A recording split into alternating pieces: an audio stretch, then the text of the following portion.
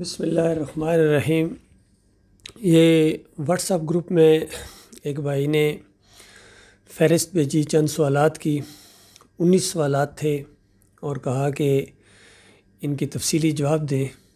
تو تفصیلی جواب تو ایک کلپ کے اندر ایک یعنی ویڈیو میں ممکن نہیں ہے، البتہ مختصر جواب اس کے میں نے دے دیے، اور چونکہ بنیادی عقائد کے اوپر تھے اور بہت دلچسپ سوال ہیں، بنیادی سوال ہیں، تو عام طور پر جن کے بارے میں لوگوں میں غلط فہمی پائی جاتی ہے تو وہ سادہ انداز میں سوال ان کے جواب مختصر دیے گئے ہیں، تو میرا دل چاہا کہ ان کو یوٹیوب کے اوپر اپلوڈ کر دیا جائے تاکہ دوسرے بھائی بھی اس سے مستفید ہوں۔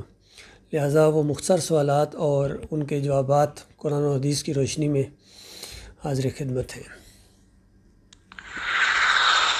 وعلیکم السلام ورحمۃ اللہ وبرکاتہ۔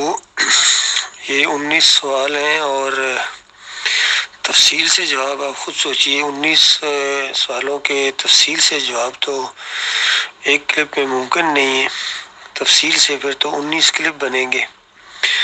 تو یہ سوال ایسے ہیں جن کی تفصیل تو کیا یعنی ایک عقیدے کے لحاظ سے میں ان کا مختصر جواب دینے کی کوشش کروں گا۔ پہلا سوال یہ ہے کہ موت کی تعریف کریں۔ دیکھیے، اس جسم کے اندر روح جب ہوتی ہے تو اس کو زندگی کہتے ہیں، روح کے نکلنے کو موت کہتے ہیں۔ روح دوبارہ جب اس جسم کے اندر قیامت کے دن ڈالی جائے گی پھر وہ زندگی ہوگی۔ دوسرا سوال ہے زندگی کی تعریف کریں، تو ظاہر بات ہے وہ تعریف ہو گئی ہے، زندگی اس روح کے ساتھ ہے۔ روح جسم کے اندر ہوگا تو سب لوگ کہیں گے زندہ ہے جی، جیسی روح نکلتی ہے تو پھر کہتے ہیں کہ اب مر گئے یا شہید ہو گئے۔ جب تک روح اس جسم کے اندر ہے کوئی کسی بندے کو شہید نہیں کہتا ہے، نہ کسی کو میت کہتا ہے۔ نمبر 3، زندگیوں اور موتوں کی تعداد اور ان کی ترتیب بیان کریں۔ یہ 2 زندگیوں اور 2 موتوں کا ذکر ہے قرآن کے اندر، اور ایک زندگی یعنی یہ جو ہم گزار رہے ہیں یہاں سے شروع کرتے ہیں تاکہ سمجھنے میں آسانی ہو۔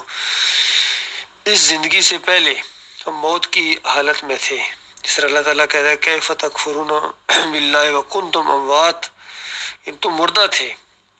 تو وہ ایک موت جو ہم پہلے تھے، اور پھر یہ زندگی، اور اس زندگی کے بعد پھر موت ہے، دوسری موت ہو گئی، اور پھر اس موت کے بعد زندگی یا آخرت کی زندگی۔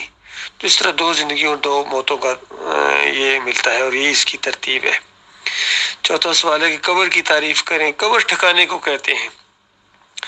یہ دنیا جس کو ہم قبرستان کہتے ہیں، اس کے اندر چونکہ میت رکھی جاتی ہے، یہ میت کا ٹھکانہ ہوتا ہے، اس لیے اس کو قبر کہتے ہیں۔ 5واں سوال ہے عذاب قبر کیوں کہتے ہیں؟ عذاب قبر کیوں کہتے ہیں؟ عذاب قبر اس لیے کہتے ہیں کہ وہ پہلی بات تو یہ سوچیں عذاب ہوتا کہاں ہے، اس دنیاوی قبر میں ہوتا ہے یا اوپر برزخ میں ہوتا ہے؟ تو برزخ کے اندر جو ٹھکانہ ہوتا ہے، جس جگہ اس کی روح کو رکھا جاتا ہے اور وہاں اس کو جسم ملتا ہے، وہ وہاں کی قبر ہے، اس لیے اس کو عذاب قبر کہا جاتا ہے۔ عذاب برزخ بھی اسی لیے کہا جاتا ہے کہ وہ آڑ کی دوسری طرف ہے۔ تو عذاب قبر اور عذاب برزخ یہ بالکل ایک ہی چیز ہے، ایک ہی چیز کے 2 نام ہے، سمجھ لیجئے۔ عذاب برزخ اس لیے کہتے ہیں کہ وہ اس دنیا اور اس دنیا کے درمیان جو آڑ ہے، اس آڑ کو برزخ کہتے ہیں۔ تو اس برزخ کے پار جو چیز ہوتی ہے اس کو وہاں کی جگہوں کو برزخی قبر یا عذاب برزخ کہا جاتا ہے۔ 6واں سوال ہے عذاب القبر کب شروع ہوتا ہے؟ تو یہ مرنے کے ساتھ ہی، جیسی روح نکلتی ہے اسی کے ساتھ ہی فرشتے جو لے کے جاتے ہیں، تو وہ روح اس جسم کے اندر نہیں آتی ہے، اس جسم اور روح کے درمیان میں ایک برزخ حائل ہو جاتی ہے، تو وہ عذاب اسی وقت شروع ہو جاتا ہے جیسی اس کی موت ہوتی ہے۔ تو 7واں کوسچن ہے کہ عذاب القبر کس کو ہوتا ہے؟ صرف دفن شدہ کو یا غیر مدفون کو بھی؟ بے شمار لوگ ہیں جن کو دفن نہیں کیا جاتا ہے، ان کی میت کو درندے کھا جاتے ہیں، پرندے کھا جاتے ہیں، مچھلیاں کھا جاتی ہیں، یا کتنے ایسے ہوتے ہیں جو سیاچین گلیشیئر اور اس طرح کی برفانی جگہوں پر ان کی میت پڑی رہتی ہے، وہاں تک پہنچ ہی نہیں ہو سکتی انسانوں کی، تو کیا وہ عذاب قبر یا عذاب برزخ سے بچ گیا؟ ہرگز نہیں۔ اس کا وہ معاملہ تو بہت ہی جلدی شروع ہو جاتا ہے، چاہے دفن بہت عرصے بعد بھی کیا جائے یا کئی دفعہ دفن کرنے کے بعد پوسٹ مارٹم کے لیے میت نکالی جاتی ہے، تو اس کا مطلب یہ نہیں کہ آپ اس کو عذاب قبر سے چھڑا کے لے آئیں، ایسا نہیں ہے۔ مرنے کے ساتھ ہی عذاب قبر شروع ہو جاتا ہے جو اس کے مستحق ہوتے ہیں، چاہے یہ دنیاوی قبر ملے یا نہ ملے۔ 8واں سوال ہے، کیا مردہ جسم احساس و شعور رکھتا ہے؟ ہرگز نہیں۔ وما یشعرون ایان یبعثون، ان کو بال برابر بھی، ذرا بھی ان کو شعور نہیں ہے، شعور احساس، وہ زندگی کا شرارہ ہی ان کے اندر نہیں ہوتا ہے، وہ ساری حصے ختم کر دی جاتی ہیں، تو بالکل شعور نہیں ہے۔ بال برابر بھی آپ شعور مانیں گے تو یہ قرآن کا انکار ہو جائے گا۔ 9واں سوال ہے، عذاب القبر مردہ جسم کو ہوتا ہے یا زندہ جسم کو؟ زندہ جسم کو عذاب قبر کیسے ہو سکتا ہے جبکہ وہ زندہ ہے؟ جب تک زندہ ہے یہ زندگی ہے، اور زندگی جب ختم ہو جائے گی تو پھر جب یہ اس قبر میں پہنچے گا جہاں اس کا وہ ٹھکانہ ہے، روح کا ٹھکانہ اوپر برزخ میں ہے اور جسم کا ٹھکانہ یہ قبر میں ہے، تو روح کو ہوتا ہے معاملہ، اس کو وہاں باقاعدہ اس جسم کو محسوس کرنے کے لیے جسم دیا جاتا ہے، اور وہاں والا جسم ایسا ہے دنیاوی جسم کی طرح نہیں ہے، وہ کٹتا ہے پھر جڑ جاتا ہے، اس کو یعنی سر کے اوپر جیسا کچلا جاتا ہے پھر دوبارہ صحیح سر ہو جاتا ہے، لیکن یہ دنیاوی جسم جو ہوتا ہے اس طرح کی عناصر سے نہیں بنا ہے۔ 10واں سوال ہے، مرنے کے بعد پہلی مرتبہ کب روح جسم میں لوٹائی جاتی ہے؟ مرنے کے بعد قیامت کے دن جسم کے اندر روح لوٹائی جائے گی۔ اس جسم کے اندر دوسرے دن یا تیسرے دن جو روح لوٹائے جانے کا عقیدہ ہے، یہ اکابرین میں سے یہ احمد بن حنبل نے اس کو اپنایا ہے، پھر ابن تیمیہ، ابن قیم، ابن حجر عسقلانی، یہ سب لوگوں نے یہ جو عقیدہ اپنایا ہے یہ قرآن کے خلاف عقیدہ ہے، یہ مشرکانہ عقیدہ ہے، یہ شرک کی جڑ ہے، یہ عقیدہ اسماء موتا جسے کہتے ہیں۔ پھر 11واں کوشچن ہے، کیا مرنے کے بعد روح کا اس دنیاوی جسم میں آنا جانا جاری رہتا ہے؟ یہ تو اللہ کے دین کے ساتھ بہت بڑا مذاق ہے بھائی۔ اللہ کی کتاب بالکل صاف مسئلہ بیان کرتی ہے، ثم انکم بعد ذلک المیتون ثم انکم یوم القیامۃ تبعثون، اس زندگی کے بعد موت ہے، پھر قیامت کے دن اٹھایا جائے گا۔ یہ روحوں کا آنے جانے کا جو سلسلہ انہوں نے جماعت اسلامی اور مودودی صاحب اور سب مسلکوں نے اپنایا ہوا ہے، یہ بالکل باطل ہے۔ 12واں سوال ہے، قبر اور برزخ میں کیا فرق ہے؟ دیکھیے، ایک تو یہ دنیاوی قبر ہے اور ایک برزخی قبر ہے۔ اگر برزخی قبر مراد ہے تو برزخ وہاں یعنی عذاب قبر یا عذاب برزخ ایک ہی چیز ہے، اور یہ دنیاوی جو قبر ہے اس کے اندر وہ واپس نہیں آتی ہے، یہاں یہ مردہ گلتا ہے، سڑتا ہے، مٹی کے ساتھ مٹی ہو جاتا ہے۔ اس دنیاوی جسم کے اس دنیاوی قبر کے اندر عذاب یا اس کا ثواب کا کوئی سوال ہی پیدا نہیں ہوتا ہے۔ یہاں یہ بات بھی میں واضح کر دوں کہ کچھ لوگ فریب دینے کے لیے اس دنیاوی قبر کو برزخی زندگی کہتے ہیں اور اشارہ کرتے ہیں اس دنیاوی کو ایسے اس قبر کی طرف اشارہ کرتے ہیں اور کہتے ہیں یہ برزخی ہے۔ بھائی یہ برزخی کیسے ہے؟ برزخ تو وہ ہے جہاں آپ جا نہ سکیں یا وہاں سے کسی کو لا نہ سکیں۔ اس قبر کے اندر آپ خود اتر سکتے ہیں، کئی دفعہ پوسٹ مارٹم کے لیے اس قبر کے اندر سے میت کو نکالا جاتا ہے، 2 ہفتوں بعد، مہینے بعد بھی نکالا جاتا ہے، تو اس کو برزخی کہنا یہ بہت بڑی جہالت ہے۔ بڑے افسوس کے ساتھ خاص کر یہ اہل حدیث لوگ اور یہ توصیف الرحمان اور اس طرح کے جو لوگ ہیں، یہ علی انجینئر اور کیا نام ہے ڈاکٹر ذاکر بھی اس انداز سے اسی قبر کے وہ قائل ہیں، تقی عثمانی اور یہ سارے جتنے ہیں، وہ مکی صاحب جو وہاں مدینہ مسجد نبوی میں درس دیتے ہیں وہ بھی اسی قبر کو برزخی قبر کہتے ہیں۔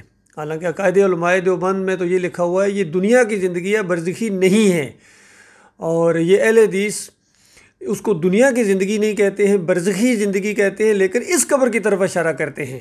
تو یہ بہت بڑی ان کی نادانی ہے اور بہت بڑا یعنی زیادتی ہے، کیونکہ برزخ اس قبر کے اندر نہیں ہے، اس دنیاوی قبر کے اندر برزخ نہیں ہے، برزخ اوپر ہے، اور اس روح اور جسم کے درمیان برزخ ہے۔ کئی دفعہ یہ کہنا شروع ہو جاتے ہیں ہمارے اور اس مردہ جسم کے درمیان برزخ ہے، نہیں، روح نکلی ہے، روح برزخ میں چلی جاتی ہے، اس روح اور اس جسم کے درمیان برزخ ہے جو قیامت سے پہلے توڑی نہیں جا سکتی ہے۔ لہٰذا اس قبر کے اندر جو زندگی ثابت کرتے ہیں، شعور ثابت کرتے ہیں، یہ خالص بت پرستی اور قبر پرستی کی بنیاد ہے۔ 13واں کوشچن ہے علیین اور سجین میں کیا فرق ہے؟ یہ دو ٹھکانے ہیں۔ علیین اعلیٰ قسم کے لوگوں کے یعنی نیک لوگوں کے ریکارڈ آفس ہیں، اور سجین جو ہے یہ برے لوگوں کے ریکارڈ آفس ہیں۔ کچھ لوگ جس طرح کہتے ہیں کہ علیین اور سجین روحوں کے ٹھکانے، یہ بالکل بے بنیاد بات ہے، یہ بے تکی بات ہے۔ پھر 14واں کوشچن ہے لفظ میت کا اطلاق کس پر ہوتا ہے؟ روح پر یا جسم پر؟ جسم پر ہوتا ہے، اسی جسم کو کہا جاتا ہے میت کو ادھر کرو، میت کو غسل دو، میت کو کندھا دو، یہ روح کے ساتھ نہیں ہوتا، یہ اس جسم کے ساتھ ہوتا ہے۔ 15واں کوشچن ہے قرآن و حدیث کی روح سے جنت اور جہنم کہاں ہے؟ جنت اور جہنم بہرحال اس دنیا کے اندر نہیں ہے بھائی، یہ اوپر کا معاملہ ہے، اس کی زیادہ تفصیل نہیں بیان ہوئی ہے، بس اتنا ہمارا ایمان ہے کہ یعنی یہ اوپر کا ہی معاملہ ہے، یہ نیچے نہیں ہے، کیونکہ جنتوں کے بارے میں آتا ہے کہ اس کے اوپر عرش رحمان ہے، اور سب سے اوپر والی جنت جنت الفردوس ہے، اور اس کے اوپر عرش رحمان ہے، تو بہرحال وہ ان دنیاوی قبروں کے اندر نہیں، اوپر ہی کہیں۔ معجزے 16واں کوشچن ہے معجزے اور قانون میں کیا فرق ہے؟ معجزے سے کس قسم کا استدلال کیا جا سکتا ہے؟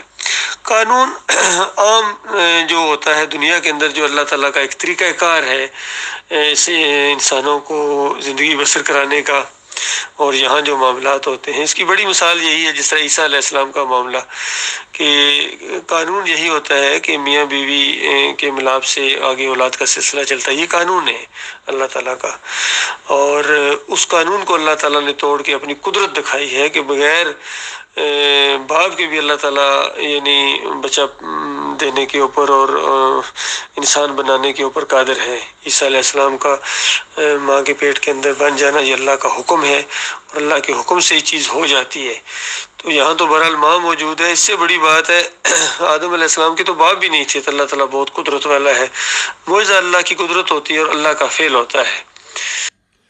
دیکھیے اس کی ایک اور مثال دی جا سکتی ہے، جس طرح قرآن میں نبی علیہ السلام کے لیے آیا ہے کہ امی نبی ہیں، یعنی نبی علیہ السلام پڑھے لکھے نہیں تھے، لکھنا پڑھنا نہیں جانتے تھے۔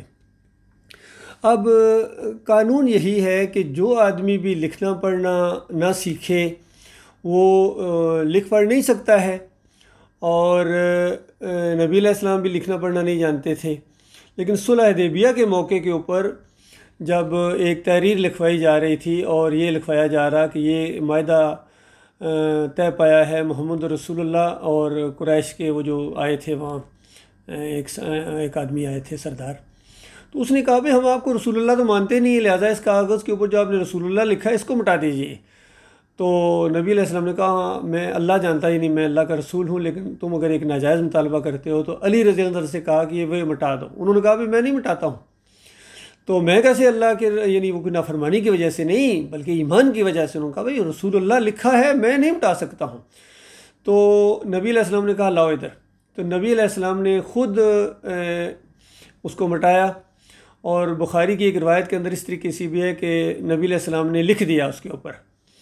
تو یہ چیز ہے کہ اگر وہ مانا جائے کہ نبی علیہ السلام نے خود لکھا تو یہ پھر معجزہ ہوگا، کیونکہ ایک جو لکھنا پڑھنا انسان نہیں جانتا ہے اس کے ہاتھ اگر چلیں اللہ کی قدرت سے تو وہ پھر معجزہ ہی ہوگا۔ تو اس طریقے سے یعنی قانون اور معجزے میں یہ فرق ہے۔ 17واں کوشچن ہے کہ دو صحیح حدیث کے باہم متعارض یعنی ہونے کی صورت میں فیصلہ کس حدیث کے حق میں دیا جائے گا؟ دیکھیے دو حدیث جو بالکل صحیح روایت ہو آپس میں وہ ٹکرا رہی ہوں، تو جو حدیث محکم آیات کے مطابق ہو یا جو محکم عقیدے کے مطابق ہو، دوسری حدیث کو اس کے انڈر کیا جائے گا، اس کو کہتے ہیں تطبیق، ایک کو دوسرے کے انڈر کر دینا، انکار نہیں کیا جائے گا۔ قرآن کی بھی مثال دیکھ لیں، کوئی ایسی آیات ہوتی ہیں جس طرح پورے قرآن کے اس جو ظاہری مطلب ہوتا ہے اس سے تو ٹکراتی ہوئی محسوس ہوتی ہیں، تو حالانکہ وہ ٹکرا نہیں رہی ہوتی ہیں، تو ان کو کیا کیا جاتا ہے، متشابہ چیز ہوتی ہے تو اس کو باقی پوری آیات کے مطابق اس کا معنی اور مفہوم سمجھا جاتا ہے۔ اس کی دیکھیے مثال ہے جس طرح قرآن میں کتنی جگہ آیا ہے کہ یعنی ہر چیز اللہ تعالیٰ کو سجدہ کرتی ہے، فرشتوں کے بارے میں بھی آیا ہے۔ اب ایک واقعہ اس طریقے سے جو 6-7 مرتبہ اللہ تعالیٰ نے بیان کیا ہے کہ اللہ تعالیٰ نے جب حکم دیا فرشتوں کو کہ آدم کو سجدہ کرو تو انہوں نے سجدہ کیا اور ابلیس انکار کر بیٹھا۔ اب اس سجدے کی کیفیت کو، حالت کو، اس حکمت کو، اس نوعیت کو ہم نہیں سمجھ سکتے ہیں، کیونکہ اللہ تعالیٰ نے بیان فرما دیا ہے۔ تو لہٰذا یہ متشابہ سا مسئلہ محسوس ہوتا ہے کہ انہوں نے کیوں اور کیسے، یعنی اس چکر میں ہم نہیں پڑتے ہیں کیوں سجدہ کیا جی، کیسے سجدہ کیا، اس کی حالت کیا تھی، کیفیت کیا تھی، اس چکروں میں ہم نہیں پڑتے ہیں۔ جتنی بات اللہ تعالیٰ نے بیان کر دیا بس اتنی بات مانو، اس سے آگے نہ بڑھو، اور اس کو پھر دلیل نہ پکڑا جائے۔ اس یعنی جو معجزہ ہو جاتا ہے یا جو ایک قسم کی خاص واقعہ ہوتا ہے، یہ خاص واقعہ ہے، اس سے پھر دلیل نہیں پکڑی جاتی ہے۔ تو جس طرح معجزے میں وہ جو کلیب بدر کے مردوں نے سنا، یا موسیٰ علیہ السلام کے دور میں ایک مردے کو وہ جو گوشت کا ٹکڑا مارا گیا اور وہ زندہ ہو گیا، اس نے بات سنی، اس نے جواب دی، یہ ایک معجزہ ہے۔ اس کو دلیل پکڑ کے اگر آپ بندہ کہے عام وہ ہر مردہ سنتا ہے یا ہر مردہ یہ کر سکتا ہے، یہ ایسا نہیں ہوتا ہے۔ اسی طرح آدم علیہ السلام والا واقعہ خاص واقعہ ہے اور اپنی نوعیت کا ایک ہی واقعہ ہے۔ اب اس کو دلیل بنا کے اگر آپ دنیا میں یہ پیروں کے سامنے سجدے یا نبیوں کے سجدے تم ثابت کرنا شروع کر دو، تو غور کرو کیا وہ واقعہ اس لیے پیش آیا تھا، برپا ہوا تھا کہ دنیا میں جب تم پیروں کو اور اپنے مولویوں کو اور نبیوں کو اور ولیوں اور شہیدوں کی قبروں میں یا ان کی زندگی میں ان جا کر سجدے کرو اور پھر دلیل پکڑو آدم علیہ السلام والا واقعہ، تو یہ معاملہ ہے کہ اس طرح استدلال نہیں کیا جا سکتا ہے۔ اللہ تعالیٰ نے فہم و فراست انسان کو دی ہے، کہاں کیا مطلب ہے، کس جگہ مراد لی جائے گی، کس جگہ اس کو متشابہ سمجھا جائے گا، ورنہ اللہ تعالیٰ نے لسٹ نہیں بتائی ہے کہ یہ چیزیں متشابہ ہیں۔ اللہ تعالیٰ نے خود بتایا ہے کہ کچھ چیزیں ہیں، کچھ آیات ہیں وہ متشابہ ہیں اور کچھ ہیں وہ محکم ہیں۔ تو جو محکم آیات ہوتی ہیں ان کے اوپر ایمان عقیدہ ہوتا ہے، اور جو متشابہ ہوتی ہیں ان کو اللہ کے حوالے کر دیا جاتا ہے، اس میں کیوں اور کیسے کے چکر میں نہیں پڑا جاتا ہے۔ یہ ہے صحیح طریقہ آیات کو سمجھنے کا اور ان سے استدلال کرنے کا۔ 1900 کوشچن ہے، کیا ہر آیت یا حدیث کے ظاہری الفاظ ہی کو لیا جانا ضروری ہے یا اس کے مفہوم اور استنباط کی بھی کوئی حیثیت سمجھی جاتی ہے؟ اصل میں اللہ تعالیٰ نے انسان کو ایک بہت ہی سمجھدار مخلوق بنایا ہے، تو یہ محسوس ہو جاتا ہے کہ کہاں آیت کے ظاہری مطلب ہے اور کہاں اس کی مراد لی جائے گی۔ اور اللہ تعالیٰ نے جس طرح انبیاء کے ذریعے انسانوں کی ہدایت کا انتظام کیا ہے، اسی طرح علماء کے جو انبیاء کے جو وارث علماء ہیں، اصلی علماء جو اللہ سے ڈرنے والے ہیں، اجرتی نہیں ہیں اور بدعقیدہ نہیں ہیں، ایسے علماء، ان کی ذمہ داری اللہ تعالیٰ کی طرف سے کہ لوگوں کو ایمان اور عقیدے کی باتیں بتائیں اور اللہ کی آیات کو کھول کھول کر بیان کریں، ان کا معنی اور مفہوم اور تشریح کریں اور ان کو چھپائیں نہ۔ تو یہ علماء جانتے ہیں ان چیزوں کو، وہ علماء جو بالکل حق کے اوپر قائم ہیں، ان کی بات ہو رہی ہے۔ باقی یہ مسلکی اور اجرتی ملا، یہ تو قرآن کا انہوں نے حلیہ بگاڑ دیا ہے۔ اس کے بعد یہ 20 نمبر، یہ ذرا لکھنے میں اس میں ذرا مدھم سا بھی ہے تو ذرا مشکل ہو رہا ہے تھوڑا سا پڑھنا۔ تو یہ کوشچن آگے ہے، نمبر نہیں پڑھا جا رہا لیکن اس کا وہ، انسانوں کے اعمال رسول اللہ پر پیش کیے جاتے ہیں؟ ہرگز نہیں، بالکل انسانوں کے اعمال، تمام انسانوں کے اعمال کیا بلکہ یعنی انبیاء کے اعمال اور پھر نبی علیہ السلام کے اعمال بھی اللہ کے ہاں پیش کیے جاتے تھے۔ اسی لیے نبی علیہ السلام پیر اور جمعرات کو روزہ رکھتے تھے کہ انسانوں کے اعمال اللہ کے ہاں پیش ہوتے ہیں۔ یہ جو کہتے ہیں کہ ہمارے اعمال نبی علیہ السلام کے ہاں پیش ہوتے ہیں یا صرف تھوڑے سے اعمال پیش ہوتے ہیں نبی علیہ السلام کے ہاں درود کے، یہ خالص مشرکانہ عقیدہ ہے، نبی علیہ السلام کو اللہ کے ساتھ شریک ٹھہرانا ہے۔ اگلا کوشچن ہے، جب قبر نبی صلی اللہ علیہ وسلم پر پہنچ کر صلاۃ والسلام پڑھا جائے تو آپ صلی اللہ علیہ وسلم کی روح سلام کا جواب دینے کے لیے آپ کے جسم میں لوٹائی دی جاتی ہے؟ ہرگز نہیں لوٹائی جاتی ہے، یہ قرآن کا بالکل کھلا انکار ہے۔ نبی علیہ السلام کی روح بھی قیامت کے دن لوٹائی جائے گی، سارے شہداء کی روحیں ان جسموں کے اندر قیامت کے دن لوٹائی جائیں گی، سارے انبیاء کی بھی، اس سے پہلے کسی کی روح نہیں لوٹائی جائے گی۔ یہ خالص قرآن کے خلاف عقیدہ ہے۔ نیکسٹ کوشچن ہے، وہ حصہ نبی صلی اللہ علیہ وسلم جو جسم کو یعنی چھو رہا ہے، کیا وہ عرش اور کرسی یہاں تک کہ خانہ کعبہ سے بھی افضل ہے؟ استغفر اللہ، اس سے زیادہ غلیظ عقیدہ شاید ہی اس زمین کے اوپر انسانوں نے اپنایا ہو کہ عرش کے ساتھ چھیڑ، اللہ سے چھیڑ، کرسی کے ساتھ چھیڑ کرنا۔ اور یہ عقیدہ ہے بریلویوں کا، سارے بریلویوں کا یہ عقیدہ ہے، سارے دیوبندیوں کا بھی یہی عقیدہ ہے اہل حدیثوں میں سے بھی کچھ اس کی تائید کرتے ہیں اور کچھ انکار بھی کرتے ہیں۔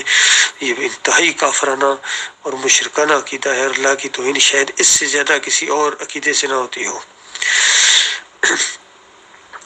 اگلا کوشچن ہے مردوں کو دعا میں وسیلہ بنایا جا سکتا؟ مردوں کو وسیلہ، یہی تو شرک ہے۔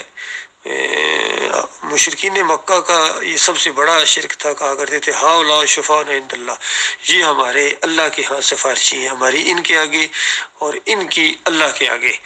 یہ بالکل وسیلے کا شرک ہے۔ اور اس طرح دعا مانگنا، اے اللہ یعنی کسی بھی مرے ہوئے انسان جو فوت ہو گئے ان کی طرف اشارہ کر کے کہ ان کے وسیلے سے میری دعا قبول فرما، یہ بالکل مشرکانہ دعا ہے، ایسے کے اوپر اللہ کا غضب نازل ہوتا ہے۔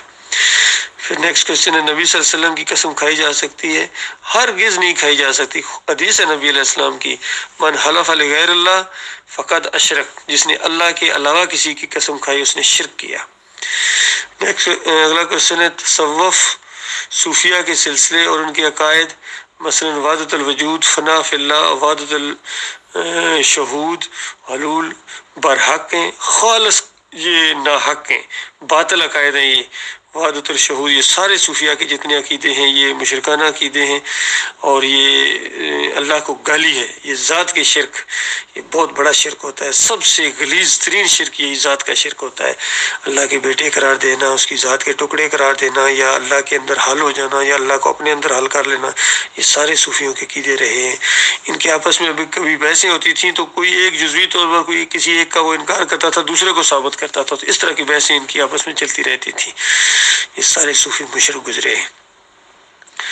اگلا کوشچن ہے کہ قرآن و حدیث پر ایمان لانے والوں کا جو نام قرآن و حدیث سے ثابت ہے، اس کے علاوہ فرقہ وارانہ نام یعنی یہ لکھے گئے ہیں کہ یہ بریلوی، دیوبندی، سلفی، اہل حدیث، نقشبندی، یہ سارے، تو یہ بھی سارے ان کے اپنے نام رکھے ہوئے ہیں، ان کے اکابرین نے یہ نام رکھے، ان کو اللہ کا رکھا ہوا نام نہیں پسند آیا۔ مسلم اصل نام ہے، انبیاء کے ماننے والے اور اللہ کے دین کو ماننے والے، یعنی اللہ کی کتابوں کو ماننے والے، یہ سارے کے سارے مسلم رہے ہیں، مسلم ہیں، جمع اس کی مسلمون ہے یا مسلمین ہے۔ پھر نیکسٹ کوشچن ہے اور یہ آخری ہے میرے خیال میں، کہ مذکورہ فرقوں میں سے، یہ اوپر جتنے فرقوں کے نام لیے گئے ہیں میں سے، رسول اللہ صلی اللہ علیہ وسلم اور صحابہ کے دین پر کون سا فرقہ ہے اور باقی کون ہے؟ یہ جتنے فرقے پائے جاتے ہیں، آج بریلوی ہوں، دیوبندی ہوں، اہل حدیث ہوں، سلفی ہوں، نقشبندی، جتنے بھی یہ پائے جاتے ہیں، ان میں سے ایک بھی نبی علیہ السلام کے دین کے اوپر نہیں ہے اور صحابہ کے دین کے اوپر نہیں ہے، اور یہ خالص ان کے اپنے اکابرین کے فتوے چلتے ہیں، ان کے اکابرین کے عقیدے ہیں، اور انہی کا دین چلتا ہے، اور ان کا اسلام سے کوئی تعلق نہیں ہے۔ جس طرح وہ ایک روایت کے بنی اسرائیل 72 میں تقسیم ہوئی اور یہ 73 میں ہوگی، اس سے بھی آگے جائے گی، تو یہ پیشن گوئی کی گئی تھی۔ یہ نہیں ہے کہ یہ پسندیدہ چیز ہے، یہ انتہائی ناپسندیدہ چیز ہے، بلکہ اس میں یہ نہ ہونا، لیکن نہ ہونے منع کرنے کے باوجود یہ ہوئے ہیں، اسی روش پر چلے ہیں۔